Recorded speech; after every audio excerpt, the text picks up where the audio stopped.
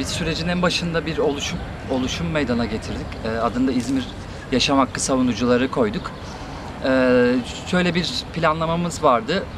Bir miting düzenledik. Yaklaşık 10.000 kişinin katıldığı bir miting meydana geldi. O mitingdeki insanların iletişimlerini aldık ve ilçeler arası bir bağlantı sistemi oluşturduk. Sonrasında 2000 civarı sayımız var şu anda ve ilçeler arasında bir haberleşme sistemimiz var. Şöyle çeşitli ihbar niteliğinde şeyler oluyor. Mesela bir kişi şiddet görüyor. Çünkü iktidar biraz da böyle işliyor. Yani faşizm de böyle işliyor, iktidar da böyle işliyor. İlk önce işaret ettiği zaman yasa çıksa da çıkmasa da işaret çok önemli oluyor.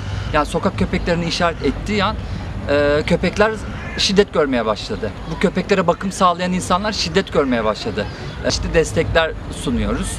Hukuki olarak destekler sunuyoruz. Manevi olarak destek sunmaya çalışıyoruz. Böyle bir ekibimiz var. Biz de böyle bu yasaya karşı bunu başlattık. Görmüştük. Çünkü buna bir bütçe ayrılmıyor. Ve bütçe ayrılmadığı için de bunu bu aslında öldürmenin zarar vermeden insancıl yönü falan diyemeyiz. Bunları konuşamayız ama dediğim gibi çeşitli yöntemlerle şiddete başvurarak, yani mesela hiçbir zaman ilaç kullanmayacaklar uyutmak için, ki biz uyutmak da demiyoruz, öldürmek için.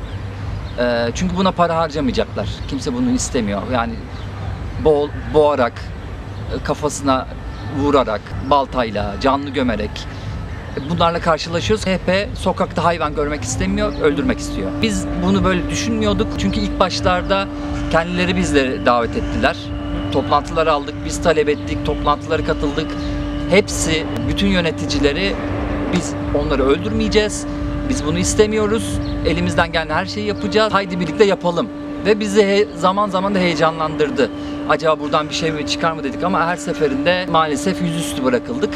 Kurumlar çok güçlü kurumlar. GÜSODAR örneği var. Çok güçlüler. Peki bu gücü nereden alıyor? Ben az önce söylediğim 2000 kişiyiz ama bu kadar gücü elde edemiyoruz. Çünkü para, kimse bize, yani nemalanmıyoruz sistemden. Kimse bize para vermiyor. Kendi imkanlarımızla veriyoruz ama bunlar devlet tarafından, ben bunların olduğunu düşünüyorum. Yardım gördüğünü düşünüyorum. Çünkü güçlü bir örgütlenmeleri var ve maalesef çok kötü sonuçlara neden oluyor. Mesela bir gün birisini işaret ediyorlar. Hatta açık yorumlarda var, işte bunu yakacaksın deniyor. Necla teyze örneği. Yani ve yanarak can veriyor yanındaki çocuklarla birlikte. Bunun gibi katliam yasası en son süreçte onaylandıktan sonra biz de kararlılığımızı ve irademizi göstermek için açlık grevini düşündük. Çünkü açlık grevi, yani biliyorsunuz ki iradeyi göstermek adına en etkili duruşlardan biridir. Bunu göze alabileceğimizi, her şeyi göze alabileceğimizi göstermek istedik.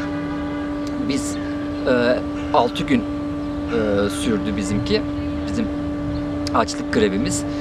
İstanbul'da destek oldu, Eskişehir'de destek oldu. Oradaki arkadaşlarla eş zamanlı yaptık. Sonra Ankara devraldı ve Hacettepe ve İstanbul Üniversitesi devraldı. Biz grevi sonlandırdık ama yasa derhal geri çekilmeli. Ölüm kampı barınaklar hastane statüsüne ulaşmalı. Kırdan kente kısırlaştırma seferberliği başlatılmalı. Toplamalar derhal durdurulmalı. Barınaklar 7/24 halkın gözetimine açık olmalı. 7/24 çalışan veteriner hekim ve teknik kadro sağlanmalı. PET olarak kategorize edilerek bir meta gibi alınıp satılabilen tüm hayvanların üretim ve satışı yasaklanmalı. Hayvana şiddete caydırıcı cezalar talep ediyoruz.